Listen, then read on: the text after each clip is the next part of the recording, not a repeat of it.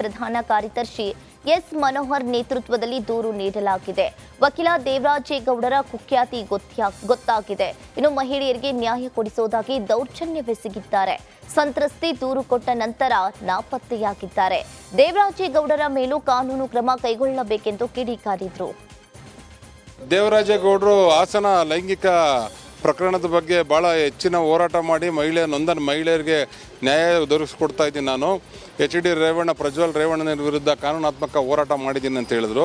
ಪಾಪ ಈಗ ಏನು ಕಾನೂನಾತ್ಮಕವಾಗಿ ಹೋರಾಟ ಮಾಡ್ತಿದ್ರೋ ಅವರೇ ಇವತ್ತು ಕಾನೂನು ಸುಳಿಯಲ್ಲಿ ಸಿಲುಕಿದ್ದಾರೆ. ಏನು ಮಹಿಳೆಯರ ಬಗ್ಗೆ ಧ್ವನಿ ಆಯ್ತೀನಿ ಅಂತ ಹೇಳಿದವ್ರು ಮಹಿಳೆಯರಿಗೆ ಉದ್ದೇಶಪೂರ್ವಕವಾಗಿ ಬಲಾತ್ಕಾರ ಮಾಡಿ ಅವ್ರನ್ನ ಈ ರೀತಿ ಲೈಂಗಿಕ ಕ್ರಿಯೆಗೆ ಆಹ್ವಾನ ಮಾಡಿರ್ತಕ್ಕಂಥದ್ದು ಮೇಲ್ನೋಟಕ್ಕೆ ಸಾಬೀತಾಗಿರೋ ಹಿನ್ನೆಲೆಯಲ್ಲಿ ಕೂಡಲೇ ಅವರ ವಿರುದ್ಧ ಕಾನೂನು ಕ್ರಮ ಕೈಗೊಳ್ಳಬೇಕಂತ ಇವತ್ತು ಐಗ್ರೌಂಡ್ ಪೊಲೀಸ್ ಠಾಣೆಗೆ ದೂರು ಕೊಟ್ಟಿದ್ದೀವಿ. ದೇವರಾಜ್ ರಾಷ್ಟ್ರ ರಾಜಕಾರಣದಲ್ಲಿ ಪ್ರಜ್ವಲ್ ಪೆನ್ರಾಯ್ ಕೋಲಾಹಲ ಜೋರಾದ ಬೆನ್ನಲ್ಲೇ ದೋಸ್ತಿಗಳಲ್ಲಿ ಪೆನ್ರಾಯ್ ಭಿನ್ನಾಭಿಪ್ರಾಯ ಶುರುವಾದಂತೆ ಕಾಣಿಸ್ತಾ ಇದೆ. ಮೈತ್ರಿಯ ಬಗ್ಗೆ ಅಪಸ್ವರ ಎತ್ತದಂತೆ ರಾಜ್ಯ ನಾಯಕರಿಗೆ ಹೈಕಮಾಂಡ್ ಸೂಚನೆಯನ್ನ ನೀಡಿದೆ. ಪ್ರಜ್ವಲ್ ರೇವಣ್ಣ ಕೇಸ್ನಲ್ಲಿ ಗೊಂದಲದ ಹೇಳಿಕೆಗೆ ಹೈಕಮಾಂಡ್ ಗರಂ ಆಗಿದೆ. ಪರಿಷತ್ ಚುನಾವಣೆಯಲ್ಲೂ ಮೈತ್ರಿ ಮುಂದುವರಿಯಲಿದೆ. ಪರಿಷತ್ ಅಭ್ಯರ್ಥಿ ಆಯ್ಕೆಯ ಬಗ್ಗೆ ಸಭೆ ಮಾಡಿ ತೀರ್ಮಾನಿಸಲಾಗುತ್ತದೆ. ಇನ್ನು ಜೆಡಿಎಸ್ ಬಿಜೆಪಿ ರಾಷ್ಟ್ರೀಯ ಮಟ್ಟದಲ್ಲಿ ಹೊಂದಾಣಿಕೆ ಆಗಿದೆ ಎಂದು ರಿಪಬ್ಲಿಕ್ ಕನ್ನಡಕ್ಕೆ ವಿಪಕ್ಷ ನಾಯಕ ಆರ್ ಅಶೋಕ್ ಹೇಳಿದ್ದಾರೆ. 11ನೇ ತಾರೀಕು ಮೀಟಿಂಗ್ ಇದೆ, ಅದರಲ್ಲಿ ತೀರ್ಮಾನ ಮಾಡ್ತೀರಿ ಯಾರು ಅಭ್ಯರ್ಥಿ ಆಗಬೇಕು ಅನ್ನೋದ್ರ ಬಗ್ಗೆ ತೀರ್ಮಾನ ಆಗುತ್ತೆ. ಸೊ ಒಟ್ಟಾರೆ BJP ಗೆಲ್ಲುವಂಥದ್ದಕ್ಕೆ ಏನು ಮಾಡ್ಬೋದು ಅದನ್ನು ಮಾಡ್ತೀರಿ. ಅದೇ ರೀತಿ JDS ಜೊತೆ ಈಗ ನ್ಯಾಷನಲ್ ಲೆವೆಲಲ್ಲಿ ಹೊಂದಾಣಿಕೆ ಆಗಿದೆ ಮತ್ತು ರಾಜ್ಯದ ಜೊತೆಯಲ್ಲೂ ಕೂಡ ಅದರ ಮಾತುಕತೆ ಬಗ್ಗೆ ನಮ್ಮ ಕೇಂದ್ರದ ನಾಯಕರು ತೀರ್ಮಾನ ತೆಗೆದುಕೊಳ್ತಾರೆ. ಸೊ ಯಾರಿಗೆಷ್ಟು ಸೀಟು ಅನ್ನೋದ್ರ ಬಗ್ಗೆ ಕೇಂದ್ರದ ನಾಯಕ ನಡಿ ಈಗ ಶುರು ಮಾಡೋಣ.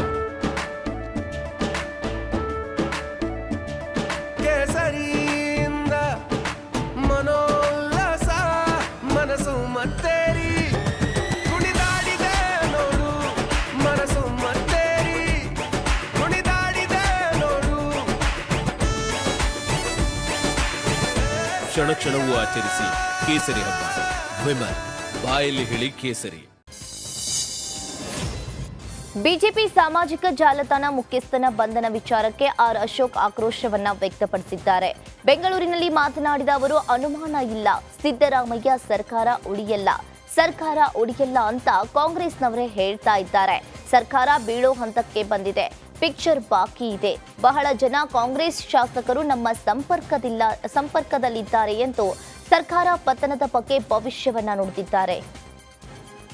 ಅದು ಆ ಸುದ್ದಿನೇ ಇಲ್ಲ, ಅಲ್ಲಿ ಇಡಬೇಕು ಅನ್ನೋ ಬಂದಿಲ್ಲ. ಅವ್ರಿಗೇನಿದ್ರು ಅಲ್ಪಸಂಖ್ಯಾತರಿಗೆ ಇವಾಗ ಜನಸಂಖ್ಯೆ ಜಾಸ್ತಿ ಮಾಡಿಸ್ಬೇಕು. ಈಗ ಹೇಳಿದಾರಲ್ಲ, ಇನ್ನೊಂದು 40 ವರ್ಷದಲ್ಲಿ ಅವರೇ ಬಹುಮತ ಆಗೋವಂಥದ್ದು. ಅದಕ್ಕೆ ಕಾಂಗ್ರೆಸ್ ಅವರು ಏನು ಬೇಕೋ ಸ್ಟ್ರಾಟಜಿಗಳನ್ನು ಮಾಡ್ತಾ ಇದ್ದಾರೆ ಅಷ್ಟೇ. ರಾಜಕಾರಣದಲ್ಲಿ ಏನೇನು ಆಗ್ಬೋದು. ಹಿಂದೆ ನೋಡಿ ಮಹಾರಾಷ್ಟ್ರದಲ್ಲಿ ಏನಾಯಿತು ನೋಡಿದ್ದೀರಾ, ಮಧ್ಯಪ್ರದೇಶದಲ್ಲಿ ಏನಾಯ್ತು, ನಮ್ಮ ಕರ್ನಾಟಕದಲ್ಲೇ ಆಗಿತ್ತಲ್ಲ. ಸಾಧ್ಯನೇ ಇಲ್ಲ ಅಂತ ಹೇಳಿದರು, ಸಾಧನೆ ಮಾಡಿ ತೋರಿಸಿದ್ದೀರಲ್ಲ. ಸಂಪರ್ಕದಲ್ಲಿ ಇದ್ದಾರೆ ಸರ್, ಭಾಳ ಜನ ಇದ್ದಾರೆ, ಇಲ್ಲ ಅಂತ ಯಾರು ಹೇಳ್ತಾರೆ. ಇರೋದಕ್ಕೆ ಹೇಳ್ತಾ ಇರೋದು, ಸಂಪರ್ಕದಲ್ಲಿದ್ದಾರೆ. ಈ ಕಾಂಗ್ರೆಸ್ಸಿನ ಸರ್ಕಾರದ ಕ್ಷಣಗಣನೆ ಪ್ರಾರಂಭ ಆಗಿದೆ. ದೇಶದ ಅತ್ಯುನ್ನತ ನಾಗರಿಕ ಪುರಸ್ಕಾರ ಪದ್ಮ ಪ್ರಶಸ್ತಿಗಳನ್ನು ವಿವಿಧ ಕ್ಷೇತ್ರಗಳಲ್ಲಿ ಸಾಧನೆ ಕೈದ ಸಾಧಕರಿಗೆ ಪ್ರದಾನ ಮಾಡಲಾಯಿತು. ಸಾಮಾಜಿಕ ಕಾರ್ಯ ವಿಭಾಗದಲ್ಲಿ KS ರಾಜಣ್ಣ ಹಾಗೂ ಕಲಾ ವಿಭಾಗದಲ್ಲಿ ಅನುಪಮಾ ಹೊಸಕೇರಿಗೆ ಪದ್ಮಶ್ರೀ ಪ್ರದಾನವನ್ನ ಮಾಡಲಾಯಿತು. ಇನ್ನು ಸಾಧಕ KS ರಾಜಣ್ಣ ಪೊಲೀಸರೊಂದಿಗೆ ಕೈ ಮತ್ತು ಕಾಲುಗಳನ್ನು ಕಳೆದುಕೊಂಡರು. ತಮ್ಮಂತಹ ದಿವ್ಯಾಂಗಿಗಳ ಪರ ಕೆಲಸವನ್ನ ಮಾಡಲು ನಿರ್ಧರಿಸಿದ್ರು. ಅವರ ಅಪಾರ ಸೇವೆಗೆ ಪದ್ಮ ಪುರಸ್ಕಾರ ಒಲಿದು ಬಂದಿದೆ.